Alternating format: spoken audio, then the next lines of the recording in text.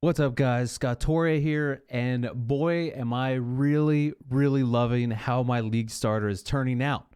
Now, in this video, I'm going to be showcasing where my build is at right now, and I'm going to kind of talk a little bit about where I'm going to start pushing my build toward and what kind of upgrades you should be looking for if you're going to be following my path and using a similar build yourself.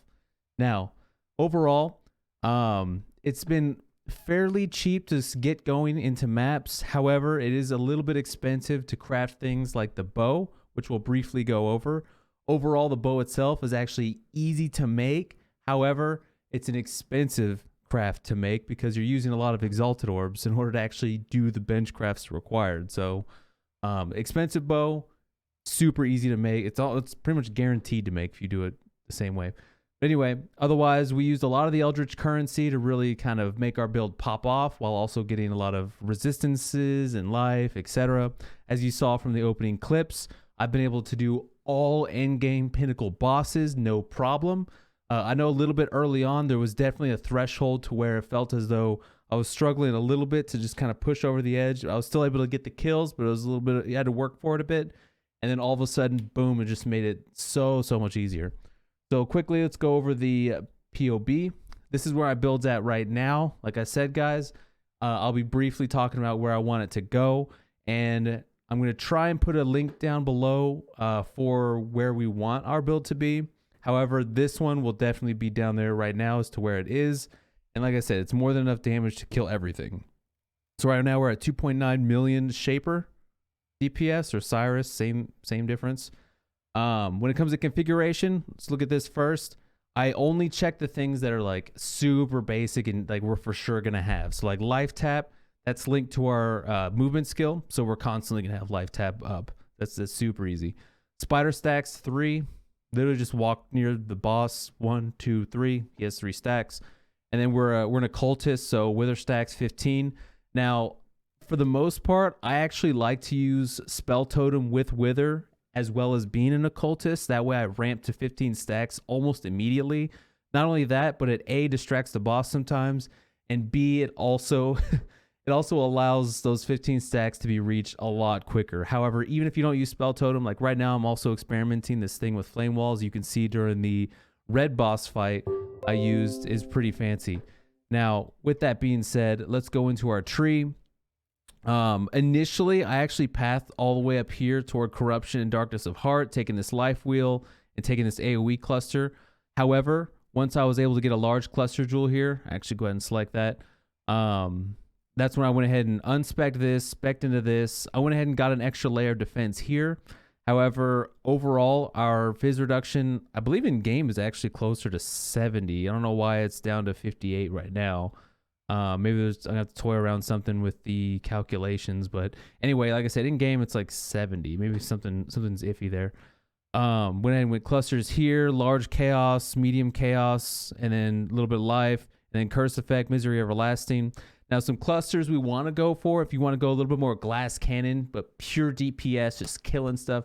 Right now, this version of the build is very tanky. I'm able to take a lot of hits. I'm able to sustain a lot of like Uber getting overwhelmed with stuff, because that's how I want to play. But you can respec a little bit more into damage, and you actually want all of your small clusters to end up being misery everlasting, where you're really trying to juice out that despair curse effect, and that's going to really allow your Death's Oath to kind of take over and pop off. You'll be able to delete packs a lot better. It's going to synergize really well with that Caustic Arrow. Now, jewels, like I said, I only have this in here because I've been killing Cyrus a bunch recently, so I just went ahead and just left my corrupted blood in there. It's got 5 max life. The other 2 mods are pretty much useless for us. We do have, like I said, our Glorious Vanity for the defensive layer. And overall, let's look at our items, because that's going to kind of pair with why I use the skill gems I use. So items for my helmet, I crafted myself. I went ahead and just bought a Despair Curse Effect enchantment helmet that just had it on there. It was an armor evasion, because I was thinking about whether or not I wanted to go Grace also, but I don't know.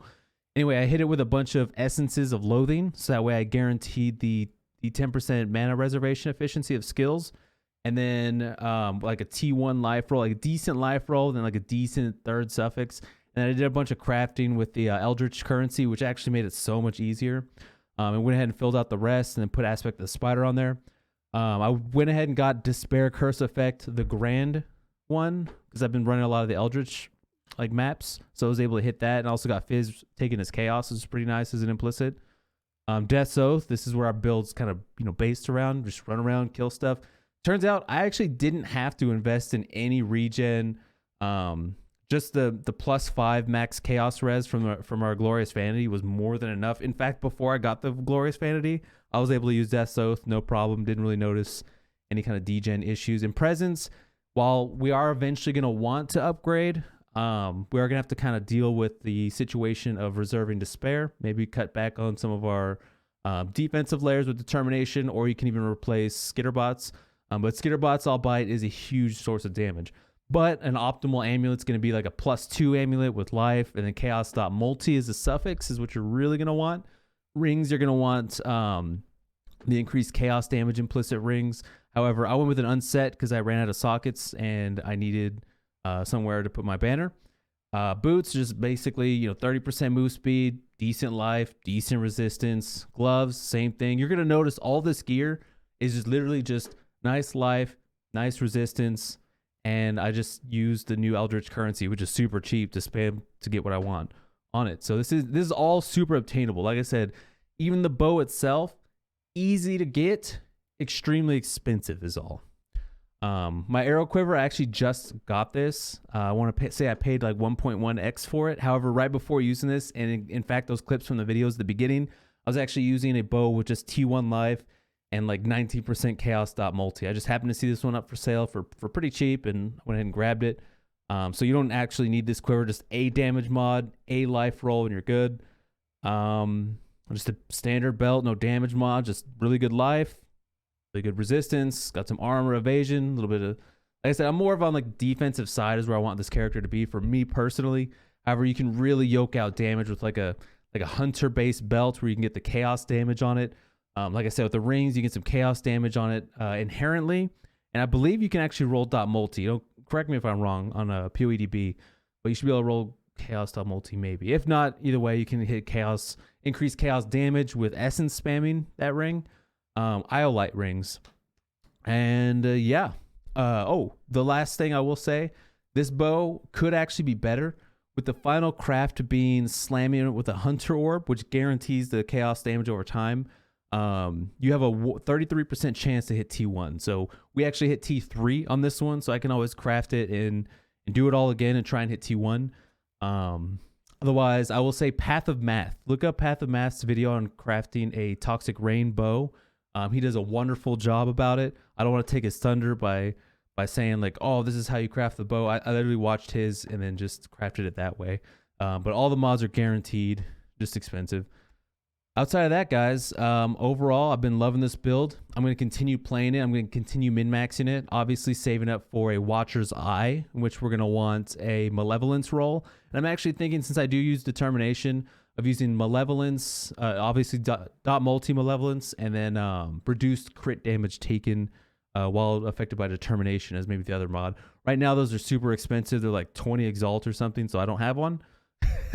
But it is something to kind of strive for, especially now that we can effectively and easily kill all the pinnacle bosses. It shouldn't be much longer before we can just start spamming out and pumping out currency. So appreciate you guys taking the time out of your day to watch my video. See you again very soon.